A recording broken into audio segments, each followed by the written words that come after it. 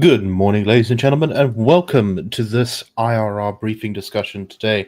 We're going to be talking about a paper written by Ivo Vegter about Argentina and its new and very famous, if somewhat controversial, president, Javier Milei.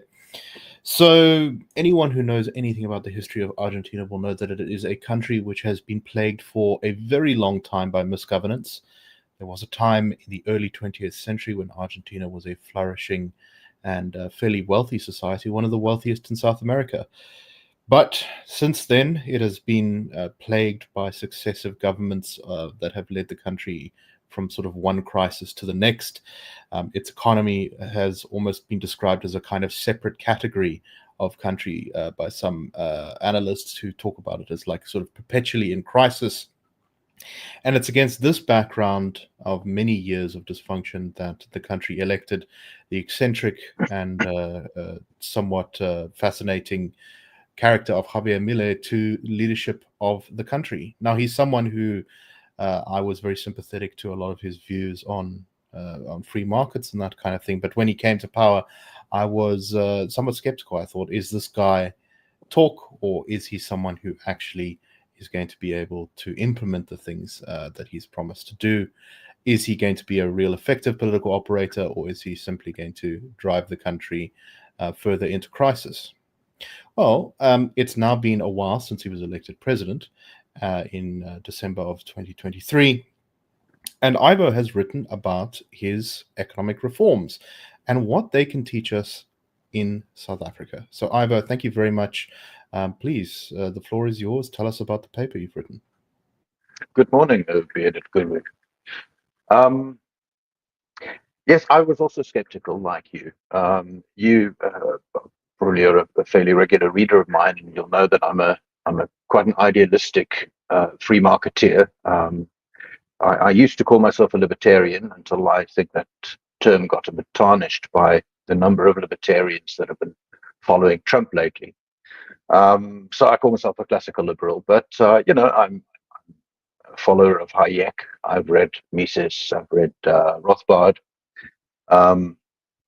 It's a sort of Austrian school that I follow, and I've always been quite idealistic about that. Like you, I looked at Javier Milei in Argentina, absolutely loved what I was seeing. He was an absolute character, marching around with a chainsaw and that video where he stood in front of a board with all the government ministries and ripping them off, going afuera, out. Saying we don't need all these government ministries, we can do with only a few.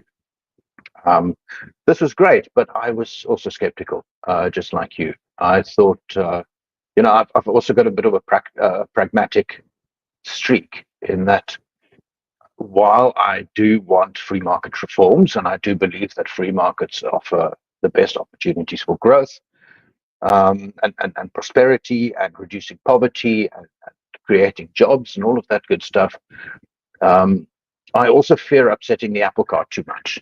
I don't want to cause too much of a crisis. You want to break too many things.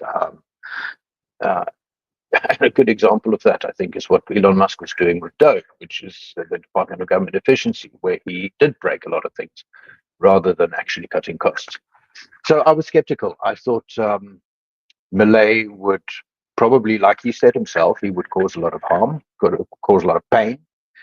And because he had to face elections again in 2027, the term being 4 years, I thought that he wouldn't achieve enough by then, and that he would probably be voted out of power, and that his left-wing opponents would once again take over. This had actually happened before when Macri, what was his first name? Mauricio Macri was the conservative president who took over in Argentina before the previous left-wing government. He took over for 4 years, and he was a gradualist. He said, "Look, we've got to do some austerity. We're going to do this and that. We're going to," and he gradually started introducing reforms, but they didn't work. They didn't work fast enough, and frankly, he failed. So Milei promised to do this rapidly, and I was skeptical that this was going to work. It was fascinating researching this because, you mentioned that Argentina was very rich. It wasn't just the richest in South America. It was one of the richest in the world. By the early 20th century, it was about 80% as rich as the US. There was a phrase around the world, as rich as an Argentine. The name Argentina, of course, comes from silver. And they've always had a very wealthy resource base and a big agricultural base. They're huge in cattle and so on. And they were doing really well under a very liberal leader called Alberti. And Milei sees himself as the second coming of Alberti. Now, what happened was that the sort of very wealthy time that they had between sort of 1880 and just before the First World War, in any prosperous society, you get the seeds of its own corruption. You have problems that emerge, and they had problems in Argentina as well. They had a wealthy elite that had a big labor underclass. So there were problems that emerged, and like in the rest of the world, socialism was on the rise. Socialism was on the rise in the US, what became the USSR, so Tsarist Russia. But it was also popular in Europe. It was popular around the world in the early 20th century. And a left-wing government took charge in Argentina. They couldn't cope with the world wars and with the depression and so on, and they caused crisis after crisis. Then a guy that I can best describe, this is where Nicholas says, they invented a new term for Argentina. A guy by the name of Juan Perón took over in the early 50s, and he was a fascist. He had visited the Soviet Union, Italy, Hungary, a lot of places with left-wing and fascist leanings. He was anti-communist, but he was quite socialist, and he had very good relations with other socialist nations. He took over, but his government basically lurched from crisis to crisis. Argentina then had a series of military governments interspersed with Peronist governments. And that continued until the late 20th century. Let me just have a look here.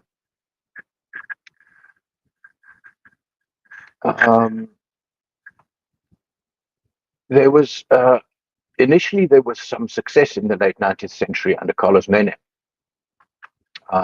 but they had growth of 5% or so.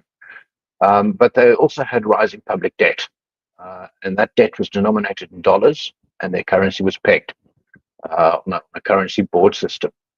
There were financial crises in the rest of the world, in Mexico, in Asia, Brazil, in Russia, and that pushed the economy into a depression around the turn of the century. The numbers are really quite scary. By 2002, Argentina's GDP had shrunk by 28% from its 1998 high.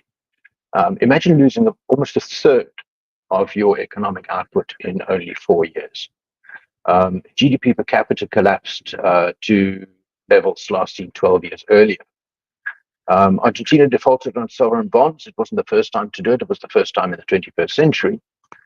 The peg between the peso and the dollar was ended, causing currency devaluation, public unrest, widespread poverty, and another turn to the IMF. Argentina is the most frequent visitor to the lending counter at the IMF.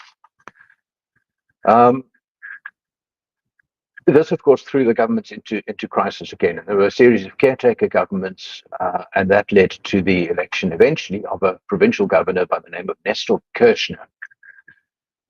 Now, Kirchner was very influential. He was a Peronist. He was a center-left Peronist. He favored a strong central government. But he struggled again with persistently high inflation and an energy crisis. He restructured a lot of the debt, not all of it, but most of it. He reduced unemployment for a while. Argentina at the time, like South Africa actually, was buoyed by export revenues from the global commodities boom. You'll remember there was a commodity super cycle in the sort of early 2000s, which also underlay a lot of South Africa's very strong growth at the time. So under Kirchner, Argentina also enjoyed strong growth. Now, he was part of what they called the pink tide of Latin American socialists. They included Hugo Chavez of Venezuela, Rafael Correa of Ecuador, Evo Morales of Bolivia, Luis Inacio Lula da Silva of Brazil, Michelle Bachelet of Chile. Chile had also gone socialist, and Tabaré Vázquez of Uruguay. So he became sort of a poster child for the success of left-wing populism in South America, in opposition to the free market economics that was being promoted by the United States. A similar thing had happened in Chile with, the sort of very free market ideas of Chile that they adopted from the United States, having been overthrown for the left-wing socialism of Michelle Bachelet. They described, on the left, they described Kirchnerism as Peronism without the tears. While they should have held their critique, because strong economic growth and high government spending, double-digit inflation ensued. And that continued under the presidency of Kirchner's wife, who was Cristina Fernandez de Kirchner. He tapped her to succeed him in 2007 after completing only one term.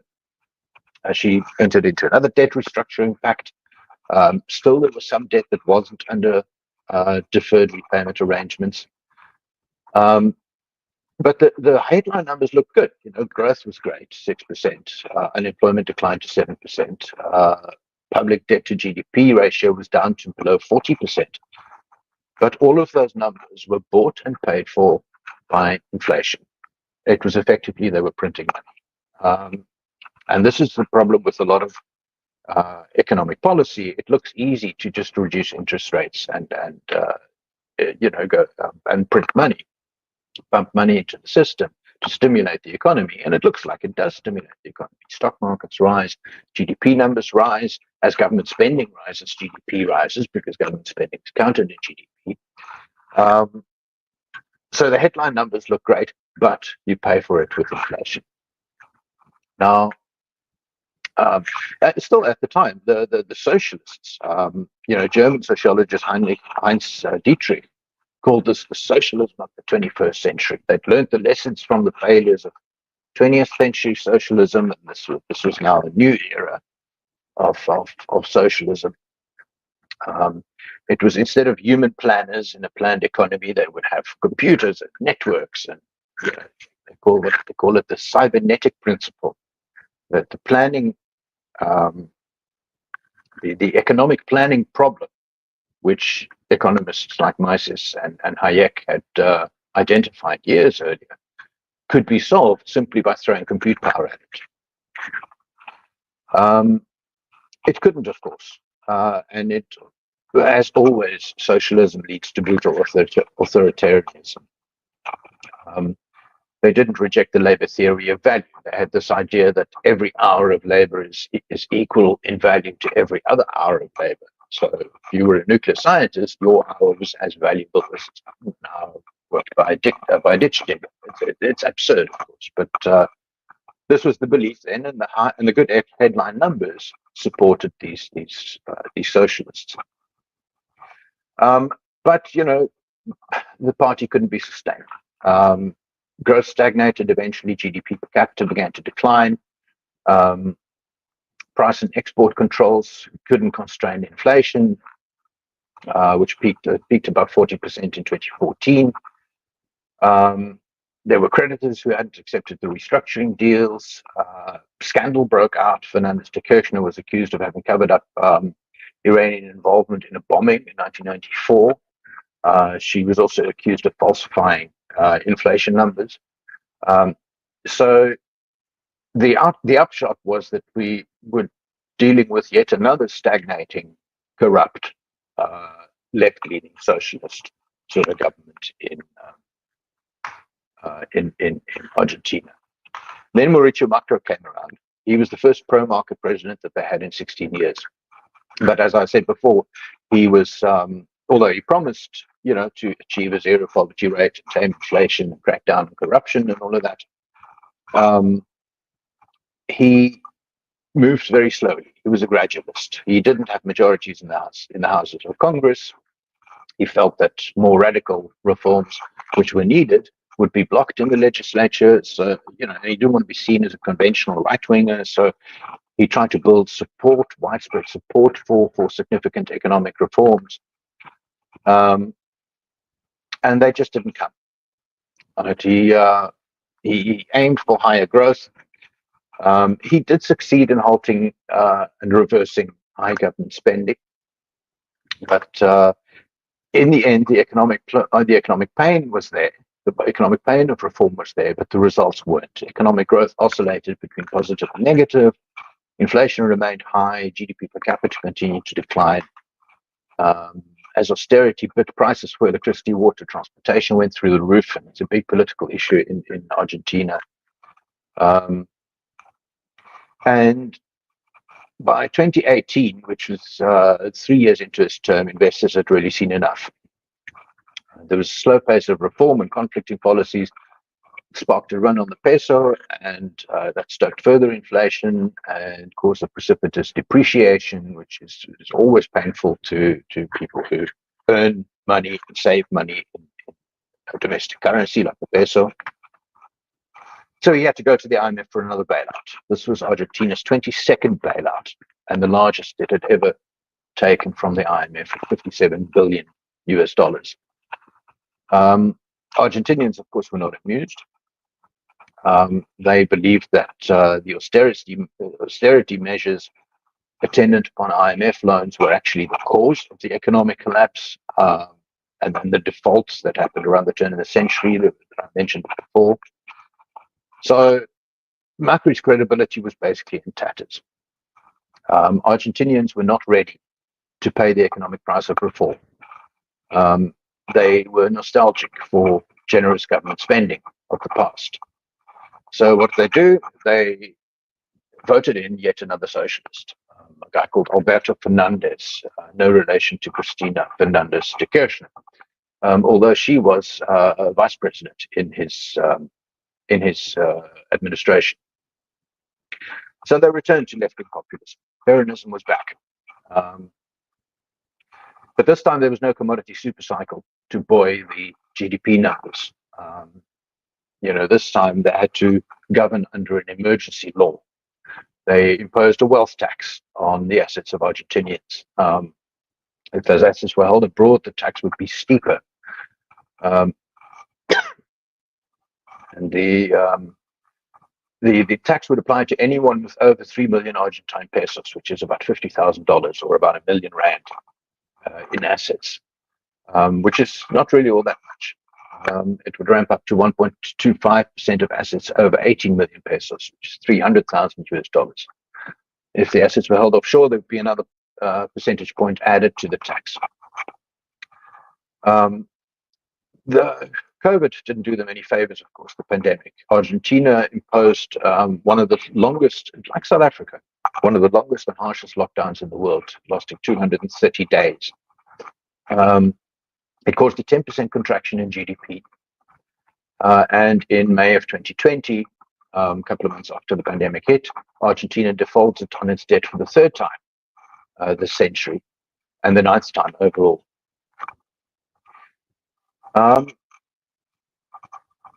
Government debt to GDP rose again to 155% of GDP, which is just unsustainable for a small economy.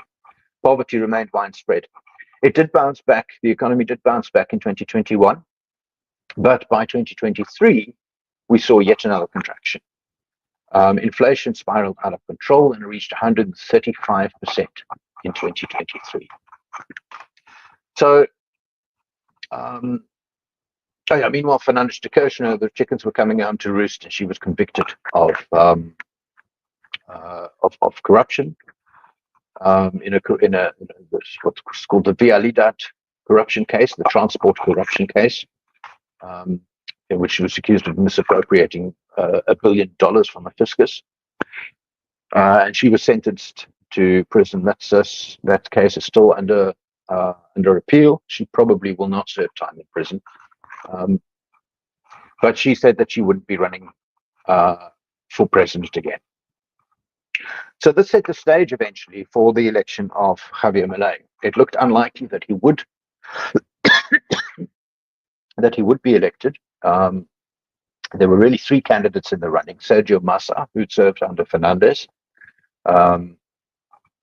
There was the name slips my mind. It was a conservative candidate, and there was Javier Milei. The conservative was actually the favorite to win and was favored by the markets, because the markets also don't like radical reform. They like gradualist approaches. In what was a surprise to everyone, Milei ended up winning the election. Now, this really set the stage now for a series of radical reforms. And Nicholas, I think from there you wanna hop in and ask some questions. I can go on about Milei's reforms if you want. Yes, no, I think that would be a great idea. Let's start off though, maybe by sort of placing him in the world. So there's a tendency, I think, along a lot of international media to, whenever they're describing a country, they're always trying to frame it in terms that their main audience in the US or in Europe might understand. So there's this repeated thing of trying to say, like, for example, that someone is the Donald Trump of this country. So you've seen that all over the place. Like, they'll say that Bukele in El Salvador is the Donald Trump of El Salvador, and you've seen the same thing about Javier Milei. He is the Donald Trump of Argentina, and you kind of see this sort of developed more intellectually by saying, he's described as a right-wing populist. That he's the same as Bolsonaro in Brazil, Trump in America, Viktor Orban in Hungary. How much of that do you think is true? Do you think he is in that same category? I mean, he's often lumped together with them. He gets on personally, I think, with Donald Trump, but where does he fit ideologically? Yeah, I think that does him a disservice. It's a very superficial analysis, really. In almost everyone who is both populist and not a socialist gets described as a right-wing populist.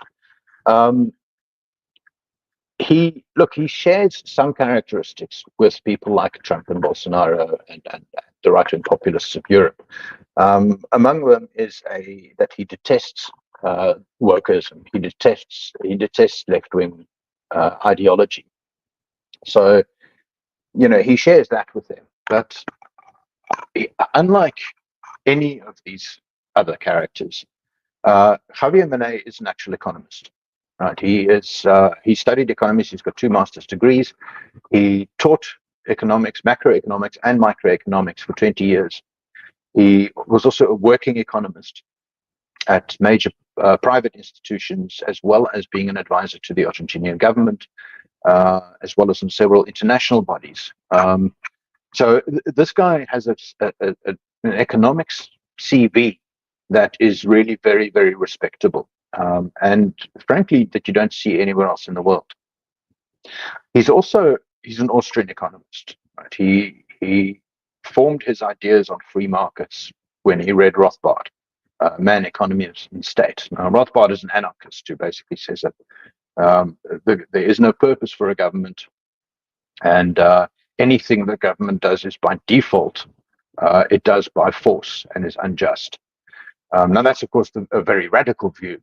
And I think that Milei and most libertarians, for that matter, wouldn't consider themselves actual anarchists in that sense. But he's read Human Action by Ludwig von Mises 3 times. He refers to Hayek and Hazlitt and Israel Kirchner as in the way he talks. He's very often on television. He's got a reputation as being the most quoted economist in Argentina. He had his own show on television, which is called Debunking Myths or something like that in Spanish, of course. And he was very often on podcasts and on the radio and in the newspapers explaining economic ideas to people, explaining why free markets work, explaining things like why tariffs are a bad idea and why tariffs only make a country poorer. And this is where he differs from any of the other right-wing populists. Unlike Trump, for example, he hates tariffs.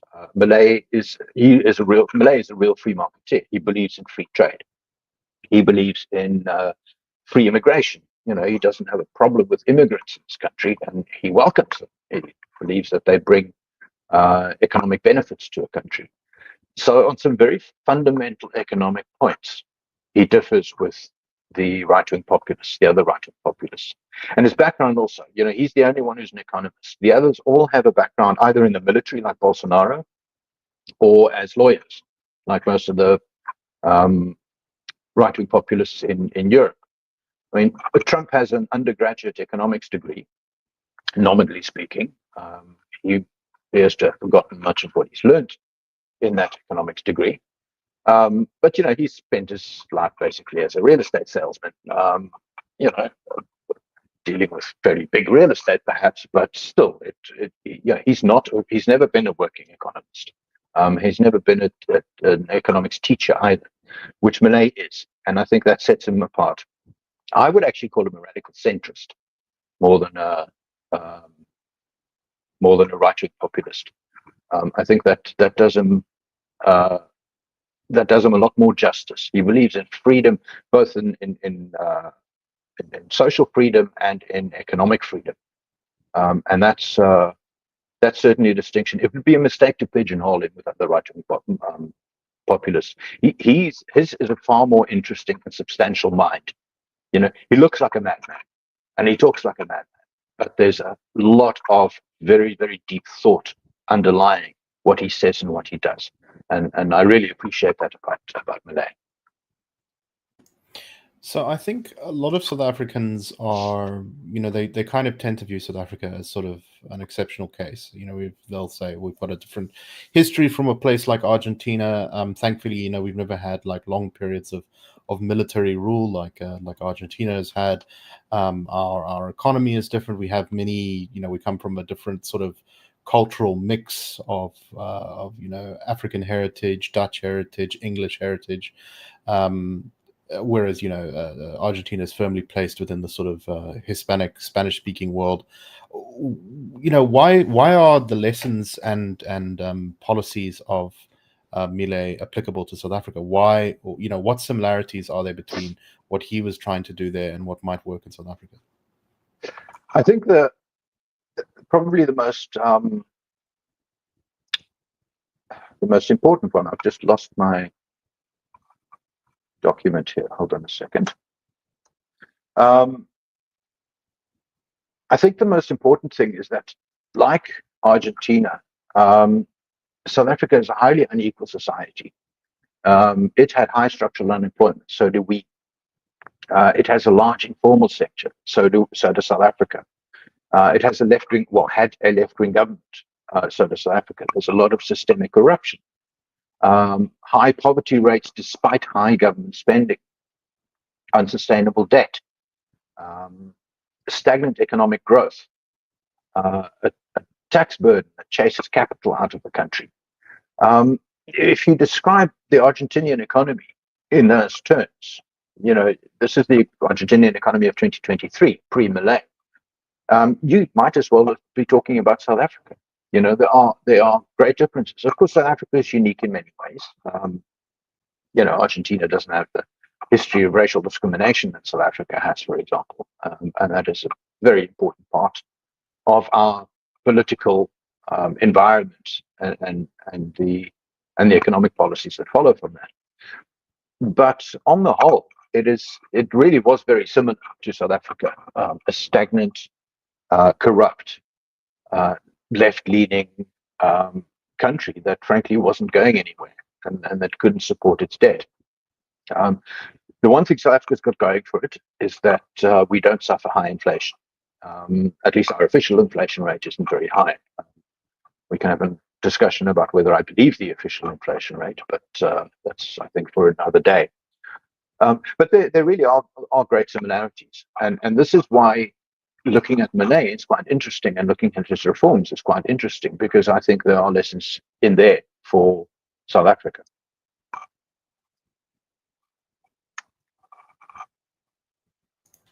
Okay, so another question, and I guess this is the big one, is have the cuts that Milei has undertaken, many of his other policies, his deregulations and such, are they actually working? And there's been a lot of discussion about this, I think, in the international media, because Milei made such a big splash. I was just reading some of it actually before we came on, and I saw, for example, there's a leader of a left-wing think tank in Argentina said that the positive indicators that are being pointed to by the Milei and his supporters are evidence of it. I think the phrase he used was a dead cat bounce. That this is not really an economy that's turning around. I've heard criticism that the poverty rate has gone up in Argentina, that the cuts he's made to social services have hurt the worst off, but haven't actually lifted economic growth. What are your thoughts on that? Look, I think whether it's a dead cat bounce, of course, is something that you can only really prove after the fact. And I think we do have to look at these numbers and the results so far with a little bit of caution. We're about 18 months in from his election, less than 18 months in from his election. He's got a midterm election to face towards the end of this year. And then his term ends in 2027. So it's early days yet, but all of the indicators are looking really, really positive. And it's not just in the sense of a dead cat bounce. The inflation rate is much, much lower than it was a year and a half ago. The poverty rate did increase initially, which is to be expected. If you cut government funding and government spending, then you will see an increase in the poverty rate. But that has also started to decrease again. Right, and it's back to levels where it was roughly when Milei took over, which was 40%. It's high, but then South Africa's poverty rate is a bit higher than that. The growth is probably the most surprising number. Argentina now looks like it's firmly on the road to very solid growth again in the next year or two. Investors are coming back into Argentina. I saw just a few days ago, Argentina launched a bond issue for the first time in decades, denominated in peso. Now, the fact that they are able to sell bonds, in this kind of world market, denominated in their domestic currency, I think is a huge vote of confidence by investors in where the Argentinian economy is going. So all of the numbers are looking really, really good, and they improved much faster than I was expecting. I didn't think that a ship the size of a country could be turned around that quickly. But it seems that that Malay's reforms have done that, and he's been brutal. I mean, when he said to throw out the government departments, he did that. He went from 19 government ministries to 8 in the space of a year. And of course, with all the benefit, with all the savings that comes with, that cut, just to give you an idea, that cut about a third of all of the politically appointed civil servants in Argentina. 1/3. Now he did that against obviously massive opposition. I mean, the unions are quite strong in Argentina. Imagine trying to do that in South Africa. The unions will go absolutely ballistic if you try and fire a third of the civil service or a third of the politically appointed civil service. And yet he managed to get that through. The same with the parliament in the houses of assembly, the House of Deputies in Argentina. His party has a minority, and quite a small minority in these houses. And he hasn't managed to push through all his reforms, but he did table so many, 300 or so, that many of them did get through, and he did get them through some serious, parliamentary opposition. It's interesting to me that where he could, he worked by decree, in a similar sense to Donald Trump. But he also realized that he had to do a lot through Parliament, and he managed to get quite a lot of laws passed against, even though he doesn't have a majority in the Argentinian Parliament. And that to me was quite striking, what he achieved in that sense. So actually, that was the question from Sean McLaughlin in the chat that I was going to ask is, what you say he won the election. It wasn't an outright majority, was it? How does he work in Argentina's houses? What has he been able to achieve with a minority government? And that was going to be my next sort of follow-up question. Is some of the other criticism I've read about him is that he's ruling by decree, and he's not making real legislative changes, or he's going around democratic processes. But from what you say, why do you think he was actually able to, with not having control of the legislature, able to push forward some of his proposals? What is it that he was able, that allowed him to be able to do that? I think the interesting thing here is that he managed to carry the country with him. It seems that not only can the Socialist Party and the government spending party not last forever, I think when a government hits rock bottom, or when a country hits rock bottom, people become desperate for anything that would change the direction of the country. And I think that's what he managed to exploit. He said, and he was very clear that right from the beginning, he said, we don't have much time for talk here. Right? We need to take dramatic action, serious action. It's going to cause short-term pain, but we will reap the benefits in the long term. And he made that argument very cogently. And being an economist, he could explain them in economics terms. He's incredibly good at explaining economics to lay people, and I think that skill has allowed him to argue in favor of a lot of his reforms. I think the fact that he's moving fast helped, and I think the fact that investors immediately backed him. The IMF backed him, bond investors backed him, the stock market investors backed him. He could show very, very quickly, positive results. And I think that convinced a lot of people to vote with him, and specifically to vote against the left-leaning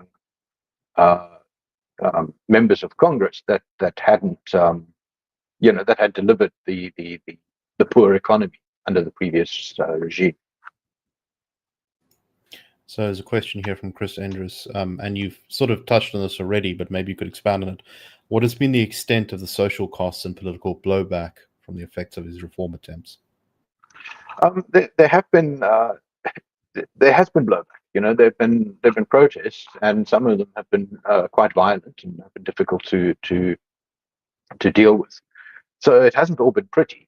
It hasn't all been easy going. You'd expect social unrest in a situation where poverty increases for a while, where civil servants lose their jobs. And those protests, of course, were led by left-wing political parties, by labor unions, by social organizations. But that hasn't derailed his program. And I think the fact that he was able to show that although the poverty rate rose from about 40% to over 50% in the first 6 months or so, that it's gone back down. I think that makes a huge difference. That the numbers are starting to look good very, very quickly. He's moving quickly, but he's also getting very, very rapid positive consequences. Right from the start, bank shares rose by 13%. Measures of country risk fell by 40%. The country's dollar-denominated bonds traded better. There was a lot of positive reaction right from the start. The growth estimates came in very early and looked very good.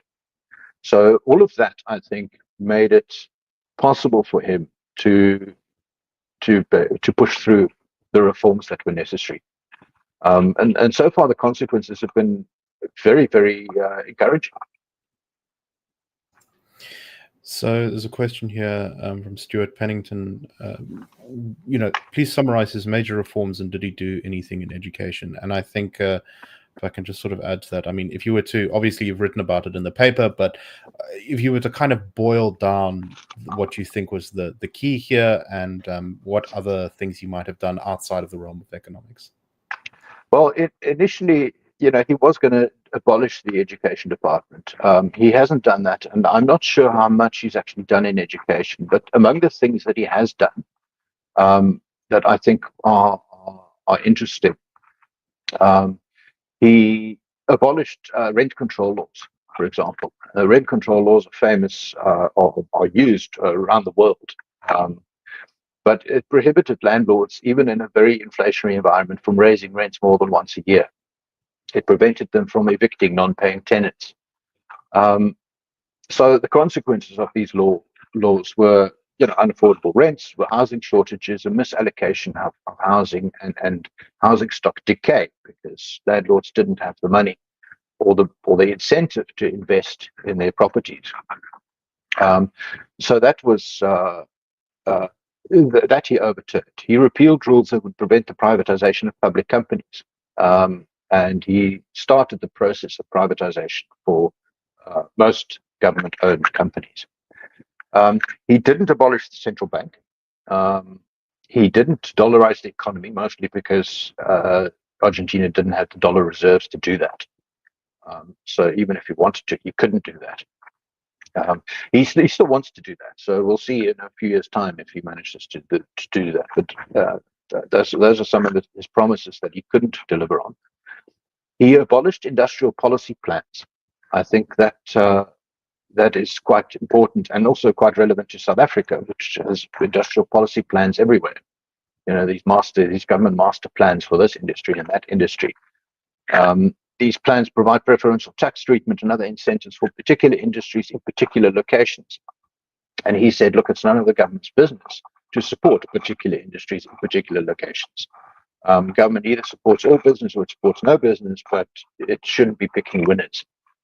He did away with localization and the Buy Argentine law. The customs code was reformed. Import tariffs were removed in order to facilitate international trade. Land use restrictions were lifted to promote property investment. He repealed a law that limited the amount of land foreigners were entitled to buy in Argentina. All of these laws sound familiar to South Africans because we have all of these laws. All of the ones that he overturned in Argentina are laws that are effective and in place in South Africa. Labor laws were amended. Right? There was no longer mandatory union membership or involuntary union fees. Right? So you couldn't have a union shop where every employee was required to pay union fees whether or not they wanted to be members. Bloated bureaucracies for government services such as vehicle licensing and registration were eliminated. A lot of merchandising and product labeling laws were repealed. Pharmacies were relieved of their monopoly of selling over-the-counter medication. Internet services were deregulated. So now new entrants such as Starlink could come into the country. The tourism sector was deregulated. The public sector tourism agencies had monopoly power over the tourism sector. That was deregulated. A lot of price controls. Government had a price observatory, right, which had the power to intervene in market prices. Price controls on about 50,000 products under the previous government's Fair Prices program were repealed. So, and that's just some of his. I mean, his reform bill had 644 clauses, of which about 300 passed. So, this is the sort of thing, radical free market reforms, getting the government out of the economy and relaxing restrictive regulation on business. That's really what it came down to. And that, I think, is where the majority of the benefits eventually, the majority of the growth and so on eventually came from. You talked about cutting huge chunks of the civil service. What exactly happened to the budget deficit since he's taken over? He, for the first time, I think it was in June or July 2024, he achieved a budget surplus for the first time in I don't know how many decades. So the spending by government on wages and so on immediately went down. He started by immediately putting about 5,000 recently hired civil service employees on notice, and then started reviewing the contracts of everyone hired before 2023.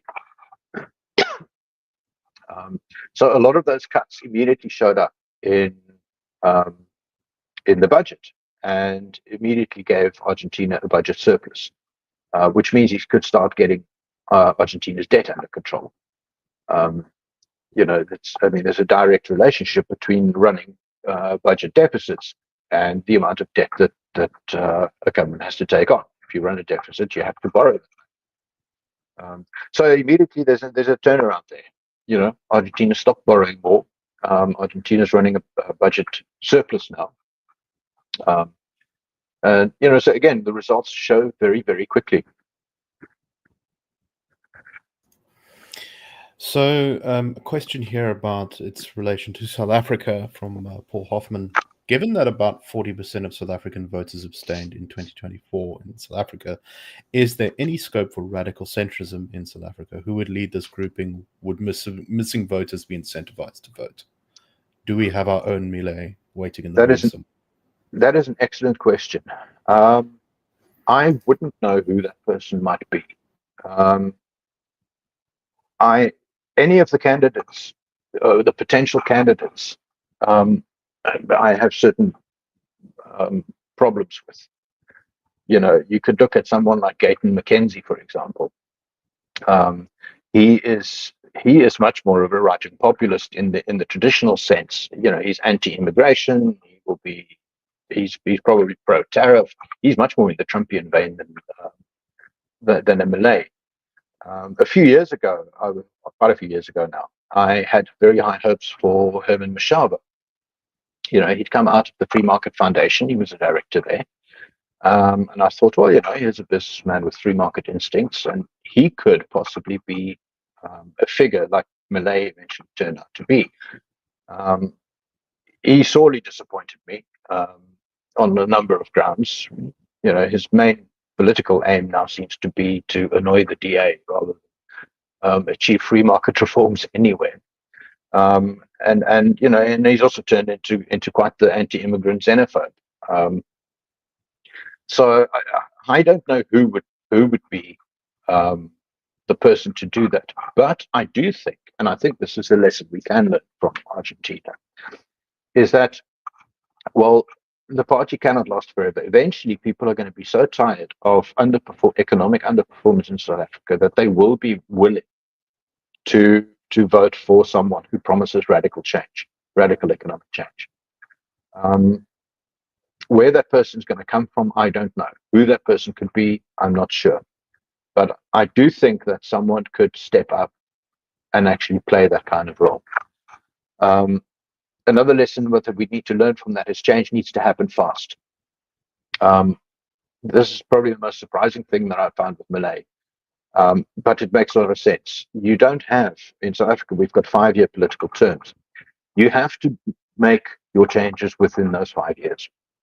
You cannot afford to face another election while people are still suffering the pain of economic reform. So things need to happen really, really quickly.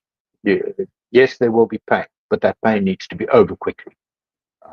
Certainly within 5 years, but ideally within a year. Otherwise, you're going to start getting a lot more social unrest, a lot more social resistance, and you're going to start strengthening the electoral fortunes of the left-wing opposition. I think another lesson is that investors will also respond. And that I think is quite strong, that if you see capital flows start to turn around, simply on the basis of promises of government reform, and cutting government spending, cutting business regulation, I think that is quite a strong signal to the voting population that they need to hang in there, that things will get better. Ultimately, businesses are your main employers, and this is where your employment needs to come from. I think it's important that that Argentina's crossed a lot of ideological red lines, and this is something that in South Africa I think we are very afraid to do. There are a lot of red lines on the ideological left that are very politically challenging to cross.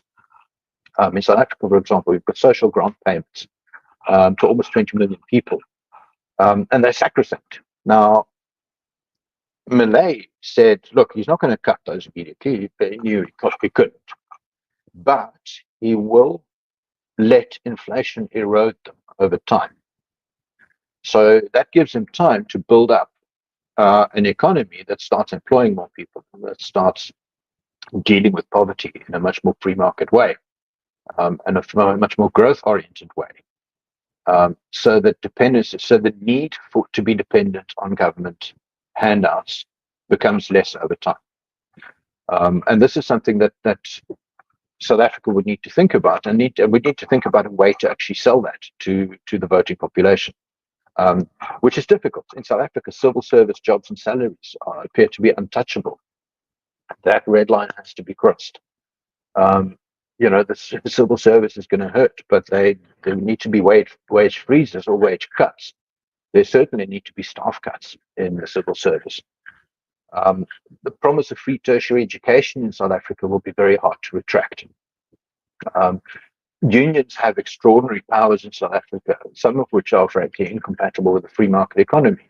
You can't have a sectoral wage agreement that even small businesses are required to comply with. People that weren't part of that agreement.